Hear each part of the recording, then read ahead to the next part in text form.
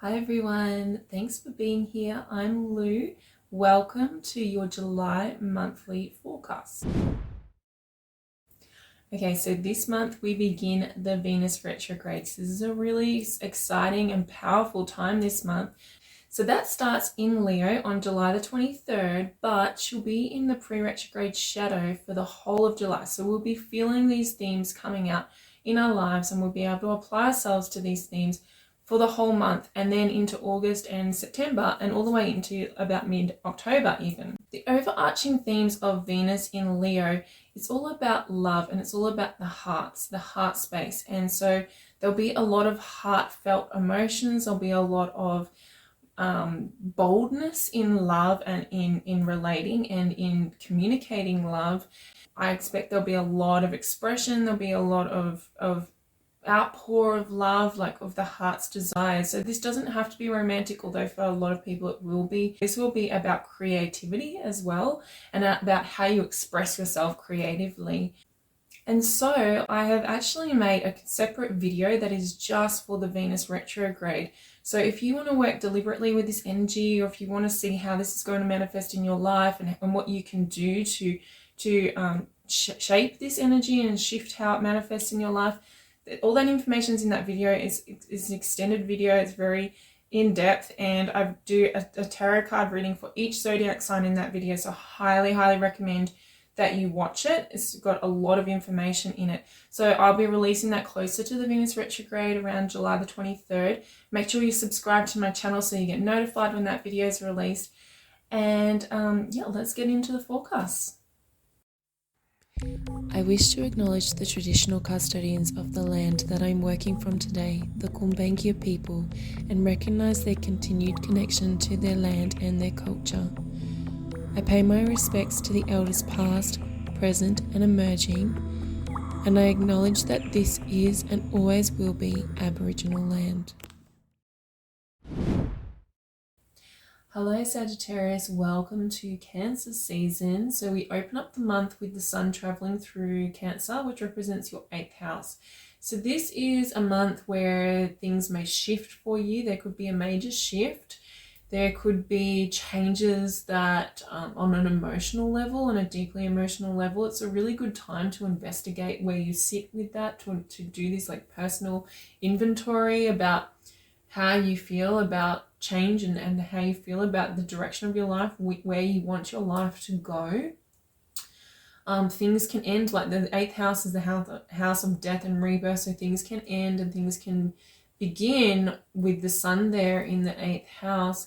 The underlying theme of this is your own personal power, your own personal empowerment. And so that's where you can go to start working with this energy deliberately. You can look at your power, your sense of power, your sense of empowerment, and how you can improve that. So if you're really struggling this month, that's especially the first 3 weeks of this month, that's something to look at, is how aligned are you with your own personal power? How aligned are you with your own trust of yourself, and trusting in yourself and your own abilities to handle things, to handle changes and handle things that come up in your life? So on July the 3rd, we have a full moon in Capricorn. That's in your 2nd house. That could be a very emotional moon for you, especially if you struggle with that empowerment storyline. It will be bringing things up around your sense of worth, around your sense of value, and your sense of deservedness. Now, this moon is making a really beautiful trine with Jupiter, and Jupiter is in your 6th house in Taurus. And Jupiter moved into Taurus in May and will be there until May next year. And so this could be bringing in opportunities. It could be bringing in solutions to do with your self-mastery, to do with your personal development. So maybe there you have developed, or there's in some way you have grown or expanded your sense of mastery during this time. And you can apply that to this sense of worthiness. You can use whatever you've developed there in this sense of worthiness. Alternatively as well, the 2nd house is also your house of finances and wealth, and the 6th house is your house of work. So this could be an increase in your value at work. Okay, so increase in either your monetary value or in how you're valued in your daily work. Whether you work whether you work in a company or whether you are a stay-at-home mum, is that that daily work that you do, there will be an increase in the value there, and there'll be like a shift in releasing in any emotional blocks that block you from feeling valuable or for being valued in that situation. On July 10, we have Mars moving into Virgo, which is your 10th house, and Mars will be in Virgo until August 27th. So we have 6 weeks to apply this Mars in Virgo storyline to our lives, okay? And so for you in the 10th house, you'll be focused on, Mars will have you focused and driven and passionate about your career, your professional life. So if you're creating new situations or moving forward on situations within your career, Mars wants you to create an action plan. So Mars will be encouraging you to figure out a plan and to take action. Mars doesn't like to slow down. He likes you to take action. He can make you feel very restless and impulsive. So you may feel restless and impulsive within your career. It doesn't have to be your career. It can be anywhere where, like, it's your empire. It's everything you're building around yourself. So it can be relationships as well, or big major life goals. It could be moving house or traveling, or whatever your major life goals are. They're going to have a massive impact on your life. Mars will be driving you towards that, towards a feeling of success and achievement. That's the underlying vibrational stance that you will be experiencing throughout this, will be striving towards success, striving towards feeling of meaningfulness and enthusiasm. And also Mars likes to break through barriers. So if there's been any barriers in terms of any of those aspects we've just discussed, Mars will be pushing you to break through those barriers. You'll feel very motivated, very inspired. And that's the key with Mars energy, is to act on inspiration and not just, not on impulse, because Mars can make us feel very impulsive, but to be being aware of the difference between inspiration and impulse, and to be acting on and taking inspired action. Now on July the 13th, the North Node moves into Aries, beginning a new cycle in your 5th house. So the North Node has been transiting through Taurus in your 6th house for the last 18 months. And now it will shift into Aries and start an 18-month cycle there. So between now and January 2025, the North Node will be activating all this 5th house energy. Now the 5th house is the house where we express ourselves, we express our heart, we express our soul. And so if there's been any blockages there, or if there's been any ways that you haven't been able to express yourself, the North Node will be encouraging you to look at that at this time. The North Node brings change, and it brings fateful changes. Like, it's a lot of cosmic support you have behind you with the North Node there. So this can be to do with your children. So the 5th house is the house of children. So there could be changes with children or children in your life. It can also be about your creativity. So any creative passions, any creative outlets, or how you express yourself creatively, that will become important over the next 18 months for you to grow and expand and evolve. The North Node really wants you to evolve. This is part of your soul's journey, part of your evolution, to be more expressive, okay? And so with the South Node in Libra, which represents your 11th house, it can be very easy to pull back and sort of mold into the crowd. That's the problem with this transit, is that you can try and sort of blend in too much, maybe for the purpose of belonging.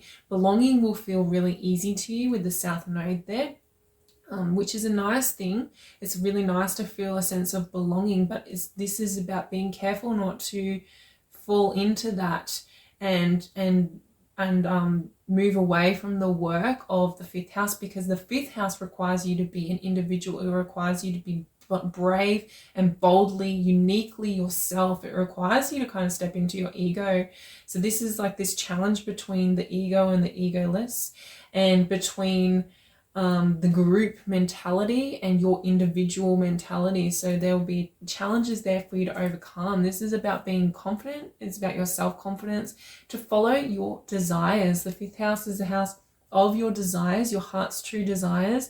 And so the North Node there will be like sprinkling a lot of cosmic magic for you to create more of your desires here in the physical reality, but you have to be confident to step out from the crowd and follow that path. So on July the 18th, we have a new moon in Cancer. Again, that's your 8th house. So if there is any of this 8th house empowerment storyline that you want to navigate, you want to follow, you can apply that during this new moon. You can set intentions for yourself to be, say, for example, to work on your empowerment, to work on your sense of trust of yourself, to be more open, being more receptive even to other people. So that's a really good time to set those intentions and plant those seeds so that they will grow over the next 6 months. And then on July the 23rd, we start Leo season, and on the very same day, Venus will move retrograde in Leo as well. Now, I'm not going to talk about this too much in this video because I have done a separate video that's specifically about this Venus retrograde. And in that video, I did an individual tarot card reading for each zodiac sign.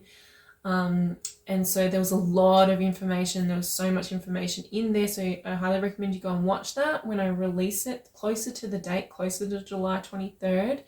And yeah, so subscribe to my channel so you get notified when that's released, because there's so much information about how to utilize this Venus energy, how to use it for healing, how to use it for manifestation, and what will come up for you during that transit. So just for the purpose of this video, Venus in the 9th house can expand your love life, and it can also expand you, it can draw in people from foreign places, from that have different perspectives to you, but it can also help you to apply loving energy to your belief system and to change your fundamental belief system to create more love and ease in your life. And then finally on July the 29th, Mercury will move into Virgo, joining Mars over there in your 10th house. And Mercury in Virgo is preparing to do a retrograde next month in August.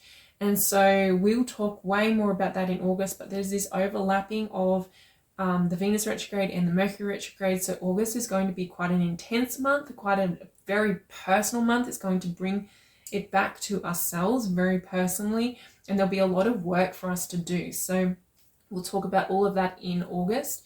But for now, that's your July forecast. Thank you so much for being here with me. Thank you for allowing me to be a part of your journey.